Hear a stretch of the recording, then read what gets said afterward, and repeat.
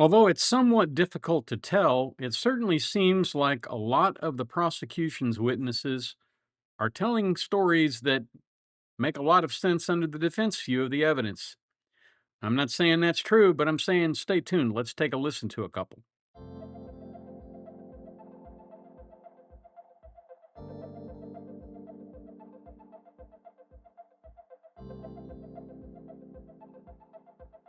Here's what we're talking about today.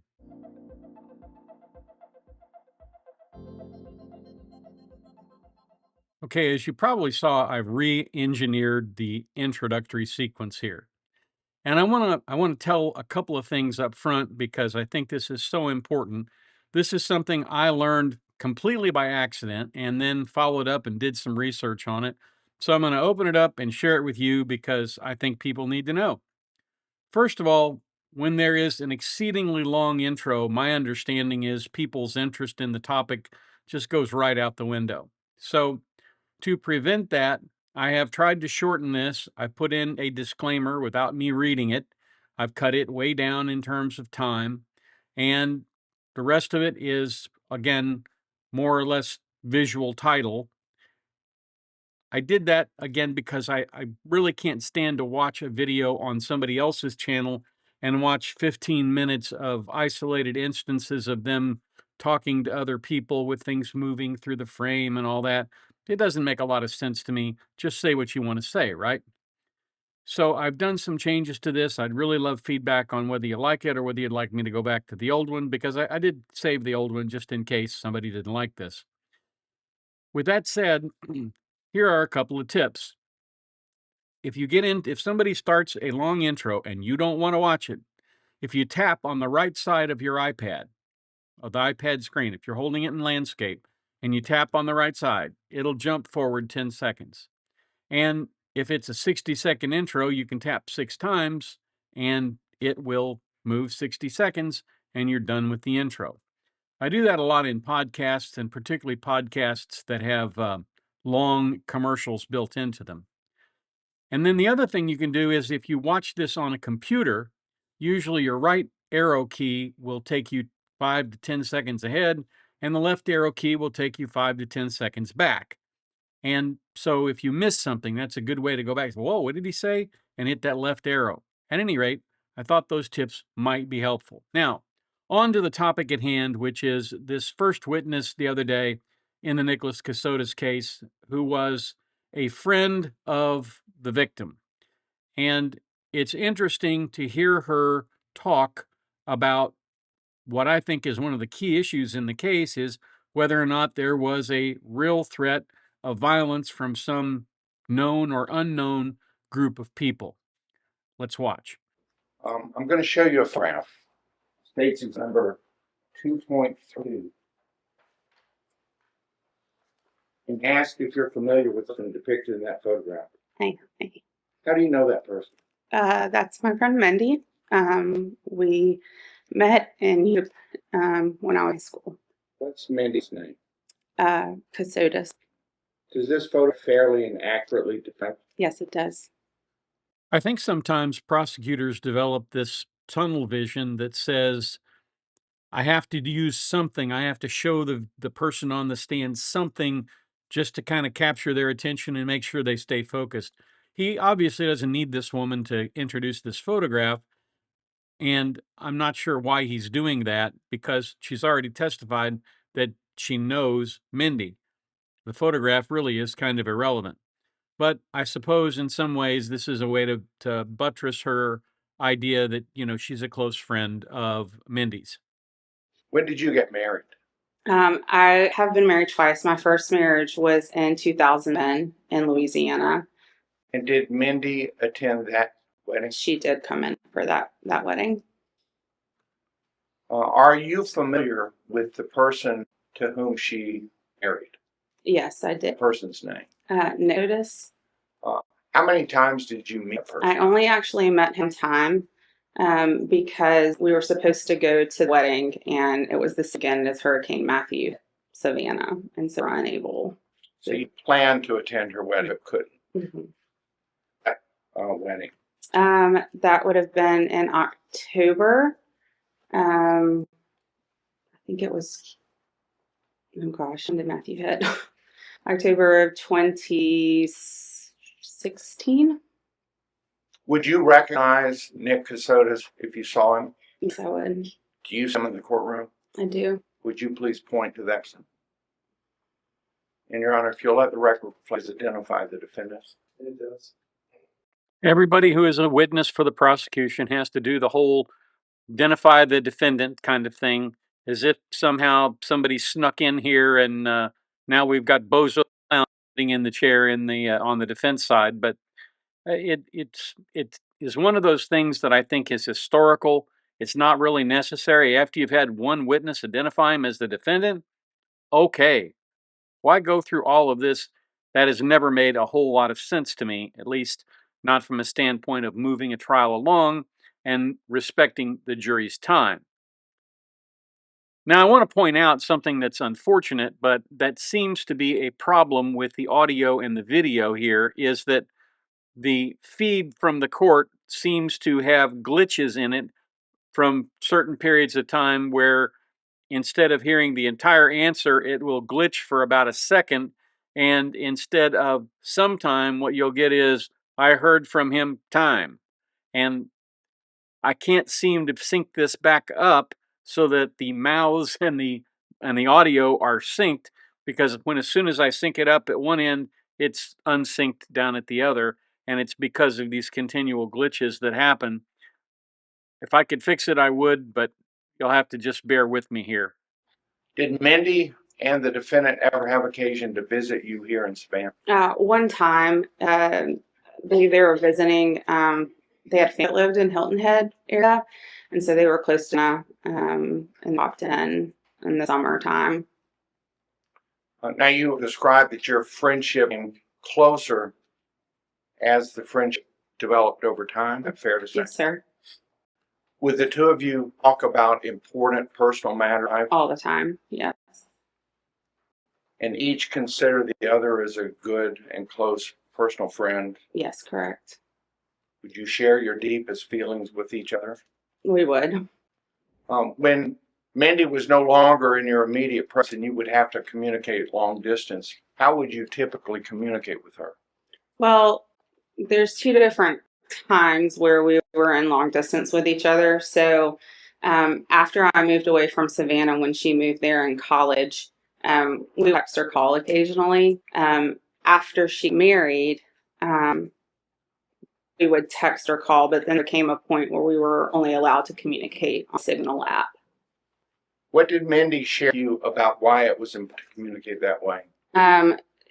Because it was important that our conversations not be intercepted or able to be read by anyone, because there were dangerous people that were after her and Nick, and it was a protection level to make sure that our conversations stayed private.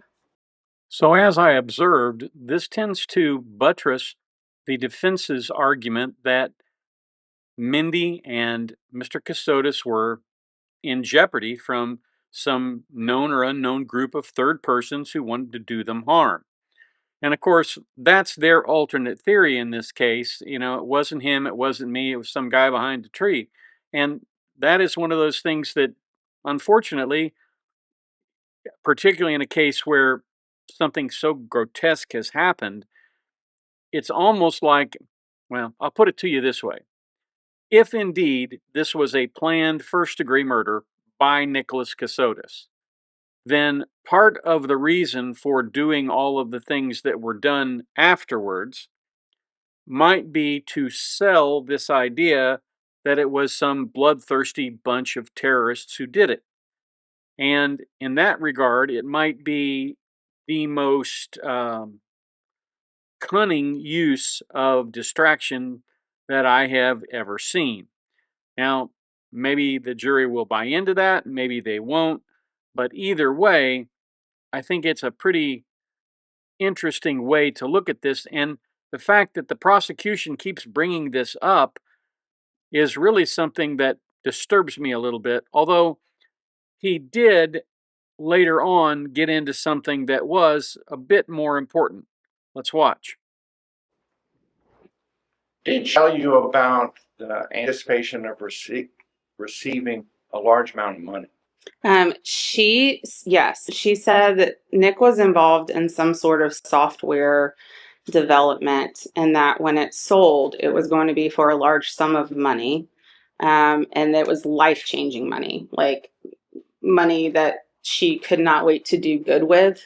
But it was always someday when this money comes, these are the things that I want to do.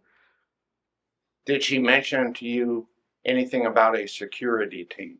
Yes, there was a security team that she always talked about Nick talking to the security team, and the security team told Nick. She told me that they had to have video surveillance van outside down the street. Nick could never leave the house without a security detail with him.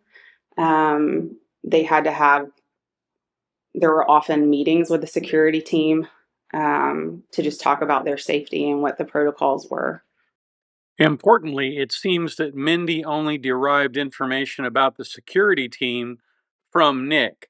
It doesn't appear from any of the witnesses that I've heard. Now, I could be wrong because I haven't listened to every second of every witness, but I haven't heard anybody say, well, she saw the security team and there was a tall guy and a short guy or whatever.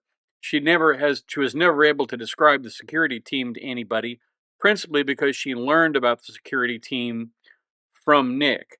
So I don't think he did as good a job of emphasizing that maybe as he should have, but it did come in. You heard her tell us that here in there just a moment ago. After her death, did you determine where Mindy was living before her death? Yes. Where was that? 3 streets down from me. Do you remember the street? 65th Street. And that's how far away from where you lived? 0.8 miles from my front door. And during the entire time that she lived here in Savannah, did she ever contact you and let you know she was living here? I didn't know she was here. Is that unusual? Yes. It would be unusual, except that one, if she thought she was in danger, she would never put me in danger. And sorry. Because I knew that she said that she had to go dark. I knew that she would reach out and trusted she would reach out when she felt safe. So I'm not surprised that she didn't reach out. It just tells me that it wasn't in a place that she felt like she could yet. Now, this testimony is designed to put a human face on Mindy Kasota, to let us know what a good person she is and let the jury know what the world has lost by virtue of her no longer being in it. And to that effect, I think it was pretty good testimony.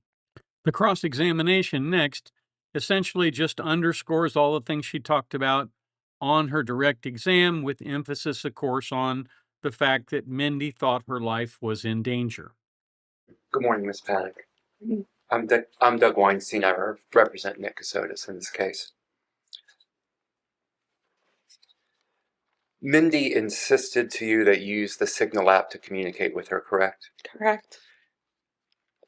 And again, why did she say that you must communicate over Signal? For security reasons. So Mindy told you that their lives were in danger, correct? Correct. And she had to communicate over Signal in order to keep her safe, correct? Correct. Did Mindy ever lie to you? Not to my knowledge. Mindy told you that Nick Kasota couldn't leave the house without security, correct? Correct. Mindy told you that she had meetings with Nick's security team? Not that she had meetings. Nick was always the one that was meeting with people. Okay. Everything was Nick said. But Mindy told you that she was in genuine fear of her life and of Nick's life, correct? Yes, she did. Now, of course, the reason this is effective is because there is no witness to anything that happened. There was no witness to any discord in the marriage from all of the testimony that has come in so far that I've seen, everybody seemed to think they got along just fine. There weren't big fights. There was not an issue of infidelity or anything like that. And so, with that, I think to a certain extent, they've done a pretty good job of providing this alternate theory. They don't have to prove anything. The defense doesn't have to prove a darn thing. Well, all they have to do is raise reasonable doubt, and they're able to do that through the prosecution's witnesses. That's a pretty good thing right there. Now, I know what you're thinking. You're thinking, wait a minute, this is not how I thought day 4 went for the prosecution. And you're right. It isn't how the case went for the prosecution. Yeah, they got in some good licks during this testimony, but the testimony of the ex-wife, who is actually the wife that came after Mindy, but who, upon discovering what happened to Mindy, I guess realized that she had dodged a big bullet and cooperated fully with the Georgia Bureau of Investigation. Her testimony, that was one of those things that if they can't combat this testimony, if they can't find some way to explain away all of this, well, I'm afraid that it's not going to work out so well for Nick Kasotas. But I couldn't fit that into this video, and I thought this lady testified to some interesting things. So the next video is on the ex-wife's testimony, and I think you definitely will want to watch that one. Thanks for watching. I appreciate you being here today. If you have the opportunity today, try to do one kind thing to help somebody else. Any kind thing will do. Buy somebody a Coke, get them a cup of coffee, anything that makes their day better. That would be a way to help make the world a better place. Because after all, isn't that what we're all after? Now, YouTube has a few things that they think you might be interested in, and they're going to be showing you that right up there.